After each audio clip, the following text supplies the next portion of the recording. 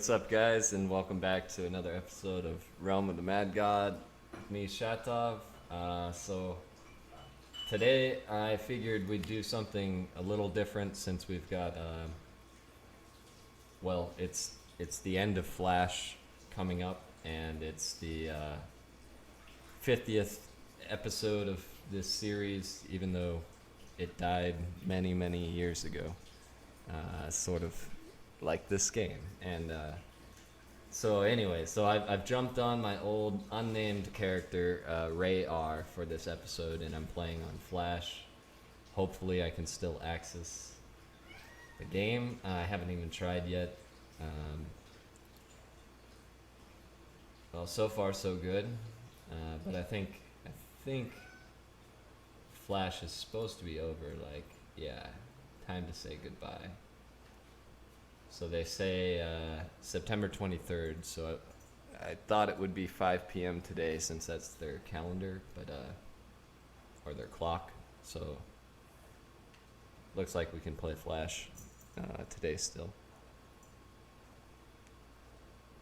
Probably tomorrow, because they probably don't know how to turn it off anyways. So this is my old, I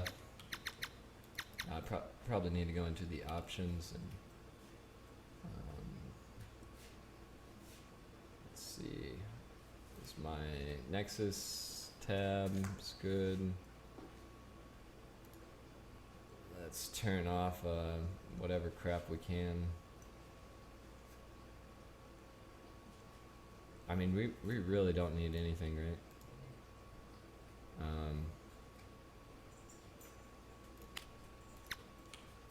We don't have a pet. We can't chat. We have no name. We're not going to be able to teleport to anybody. So that's kind of one of the first topics I wanted to actually bring up. So this is the very first time I've recorded a Realm video where I've got bullet points to discuss. So we'll see how this goes. But first thing I wanted to point out is just how much this game has changed from its original state. So when the game first came out, it was extremely simple. You didn't have backpacks, so you had 8 inventory slots. You didn't have potion storage. There were very, very limited, if not, I don't even recall when the first untiered items started coming out. But you had very limited equipment selection, and the game was much smaller in content in terms of dungeons and so on and so forth. So for the first year and a half to 2 years, it was kind of like that until the Tomb and the Ocean Trench, or maybe that was in the first year and a half when those came out, and then you could max up to 8 of 8, and there was a bunch more untiered items being released and new dungeons, and so the game started really kind of picking up its player base around that time, and especially after the Steam release, the game's player base kind of blew up extensively. But the game started with, some very, very basic principles, and I'm not sure if my volume's too loud. I hope it's not, since, well, I haven't checked or anything. It could be just blaring on the sound effects. So let me try to clear my spot, since I can't teleport anywhere, and then at least options on Flash is reasonable. You can see the background, so you can see if you're gonna die. Totally getting off topic now, but oh crap. Alright. So I don't have a pet, so I can't rely on anything to heal me. This is my old NPE, like new player experience character from 7-8 years ago or something. Some of you might remember it, the old viewers here. What am I doing? What am I doing? Oh, the sound. Yeah, so I think my sound is too high, probably. That still looks pretty high. I don't know. We'll see. I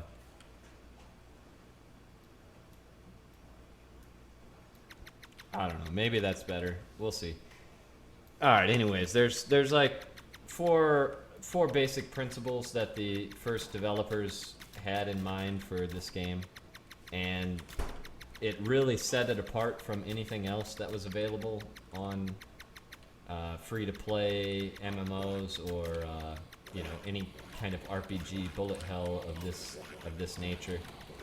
And the main one is push to play. So you jump in, you log in, you're in and you're on. You can play for like 5 minutes and jump out, and you still have a decent amount of gameplay that you get in. So that is kind of the same, but there's some things that are taking away from that as they've gone on, and on Exalt, just for one, it just loads slower than Flash. So really, that's kind of the main thing. They've got to improve the load time on Exalt.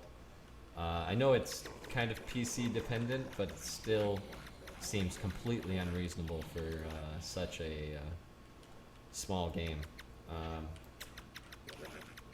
But the next is that you can play with your friends.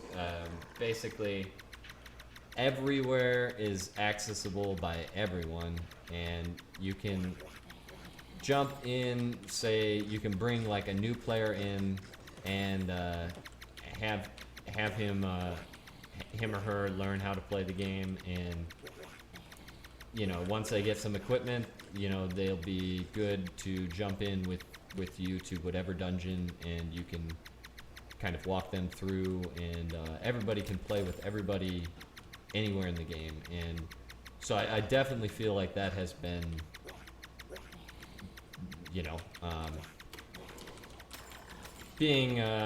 getting rid of with kind of the push towards elitism and making extremely hard end game dungeons that just don't seem reasonably done by public.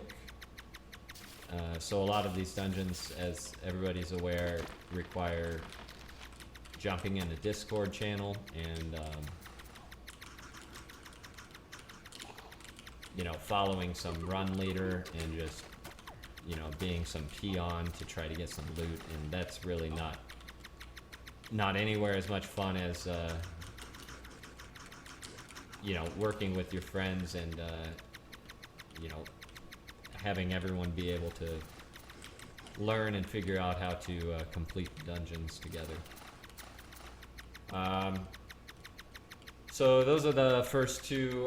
The third is that there was little difference between the maxed, like the most highest maxed endgame players and the next highest. And so this was completely done away with in terms of the pet update. So when the pet release, when they gained all their abilities, it completely took away from the the closeness of the highest endgame players to the next highest, or to well-versed players. So now there's a huge divide, and even I'm outside of this divide of kind of the highest equipped, most endgame players, and oh crap. So quiet's gonna be really bad for me since I don't have a pet. But even before that, so before Dika has continued releasing higher endgame content and sort of improving exponentially the level of endgame content, like with the with, for example, the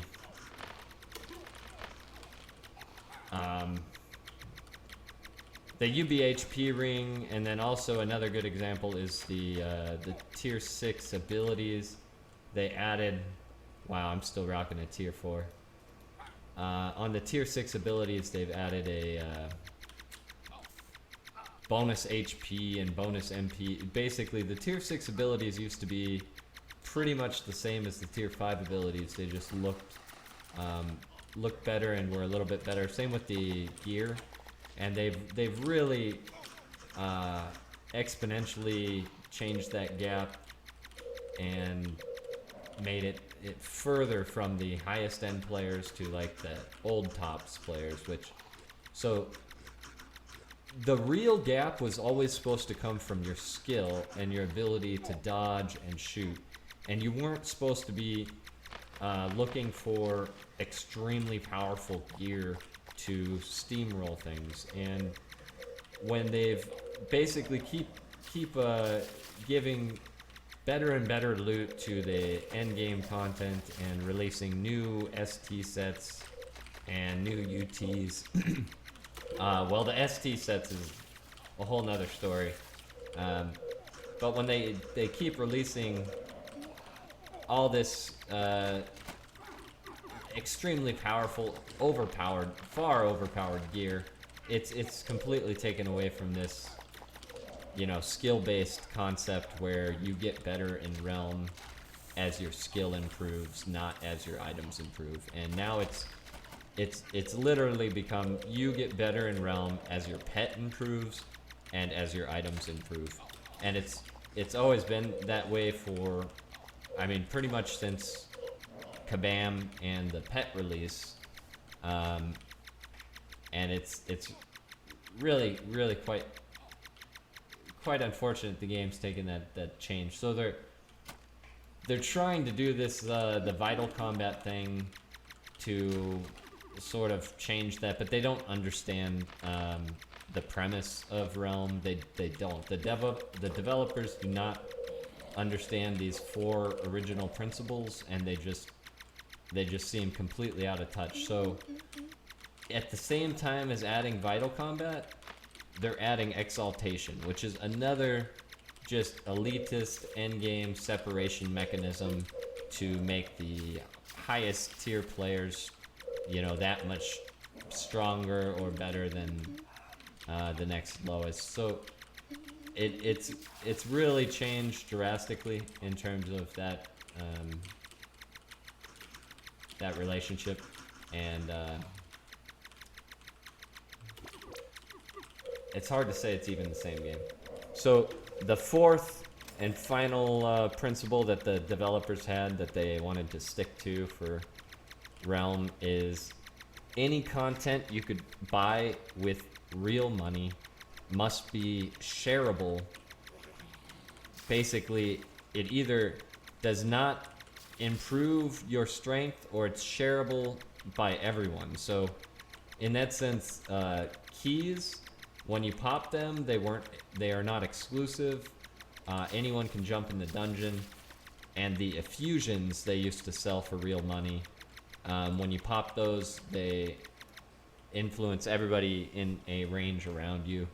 And then they sold vaults, character slots, and dyes and cloths. And then they had aesthetic pets, which of course were later changed into the the pets as most people know it and remember, the extremely overpowered bots that follow you around. So let's see, where am I at? Anyhow, they had a very good and strong monetization tactic where lots of their diehard players would buy cloth and dye and pets and all of that just for the aesthetic appearance, and then they were buying many character slots and vaults, and so they were making a good profit off of the game at that time. and that's how, that's how they sold it to Kabam in the first place. So when they sold it to Kabam, Kabam was trying to basically monetize it, excuse me, to extreme extent, and just run it dry as much as they could. They just wanted to milk all the money out of it, and they looked at every single update as a way to continue increasing revenues without any sort of look at the long-term goals of the game or long-term survival of the game with the changes that they were sort of implementing.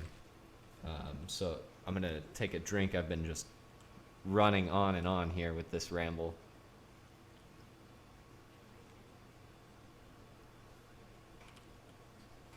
So Kabam started selling everything that they possibly could, and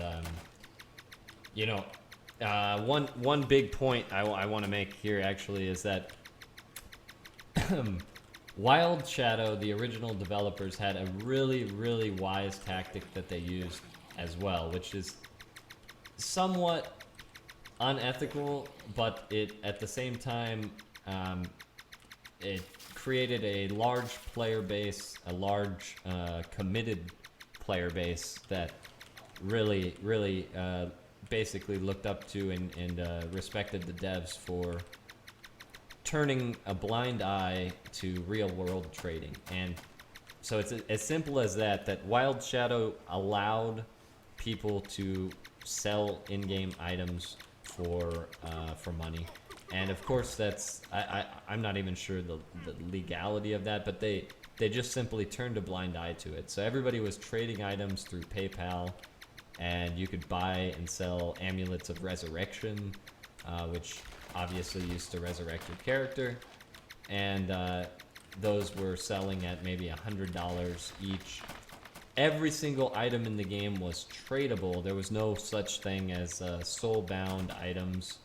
So you could sell Quiver of Thunders, you could sell whatever items you wanted to. And Kabam saw all of this and immediately were jealous of, the players for making money, but they also didn't realize that most of that real-world trading money makes it back into the game somehow. So a lot of the real-world trades were not done through PayPal because, people could charge back on PayPal, and so a lot of players were having people buy them actual Realm Gold cards that you could use to purchase Realm Gold. And so it was basically all being sold for Realm Gold, and Wild Shadow was, reaping the major revenue off of these real-world trades in terms of real cash money. And so Kabam didn't notice that, but they saw all these real-world traders, and they thought, we can sell these items. They shouldn't be selling them. Why are the players able to make all this money and we aren't? They didn't realize that it's actually the developers that were still making the money anyways. And so what they did is soul-bound all the items, and they pretended like it was Duping's fault. And I should say that duping was rampant and wild, and it was probably some turtle's fault for that, for publicly posting on the forums back then how to dupe in the first place. And a lot of people were duping before that, but it wasn't quite the fiasco it became. And oh crap, this is not nice. So it wasn't quite that bad, and then the developers played it up like crazy, and there's a bunch of players that were on the forums angry about it for whatever reason. And so that whole thing happened, and they used it as an excuse to soulbound all the items in the game, and then immediately started selling items. So they were, not all the items, but they immediately started selling, lower tier items, and they slowly increased the tiers until everybody was just, I mean, after they released the pets, it was pretty much like, whatever, you guys have gone the pay to win route, so that's essentially what became of the game. And I don't know, there's a lot of other details to get into. I probably have, let me take a look at my bullet points here, see what I'm missing.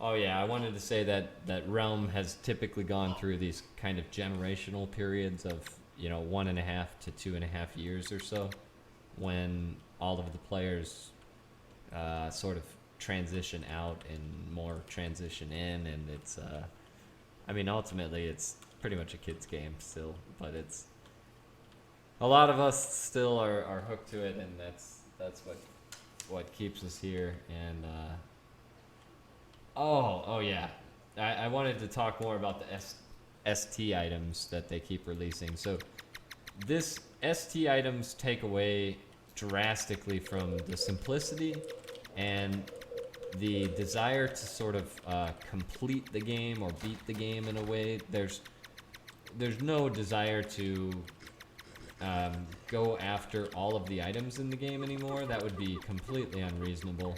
Whereas before, I mean, there was a very specific sort of drop set. And I'm not saying that not releasing new items is a bad idea. I would continue to release new items, but the STs, in the way that they've been releasing them as a monetization tool, is just awful.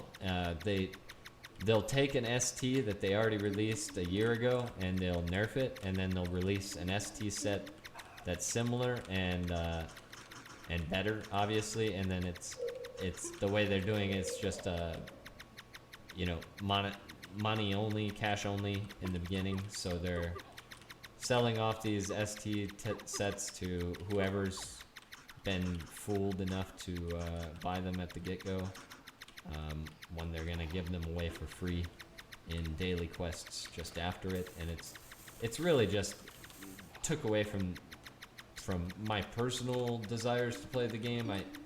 I don't have any more enjoyment in getting new loot. It's always like, what the hell is this thing? And do I want it? Do I care for it? And then furthermore, it takes away from the simplicity of how you equip your character and sort of decide what to use. So with all these STs, it used to be pretty straightforward what the best few equipment sets you could go with are, and then it's really changed to this completely complicated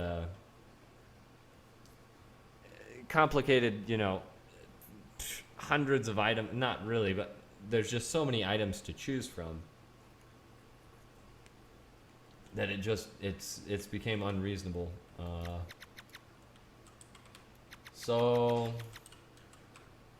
I'm not sure I really want to do a Mad Lab on a character without a pet. It's been a long time.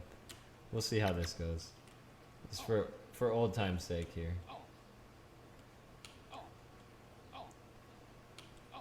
But yeah, I really think all of these updates, they could have waited a while and they could have been tested a bit more. Well, I got off topic again, but all of the updates Dika's been proposing are, I don't know if I can even rush with this guy, actually.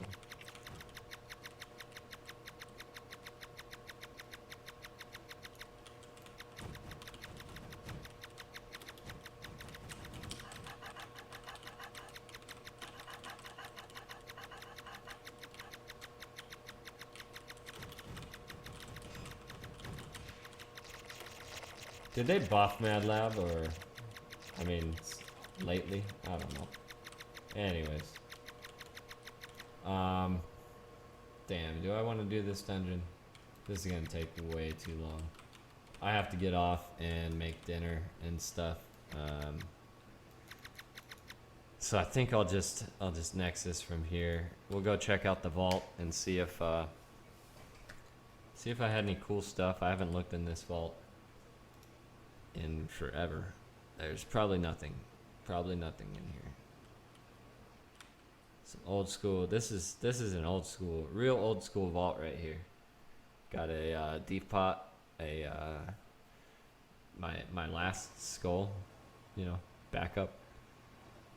The mithril shield, you know, all this crap. That's, you know, this is, you know, back in the day, this was kind of dope. Oh shit, I got a purple drake egg.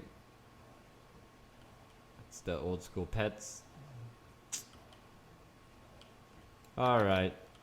Let's get drunk.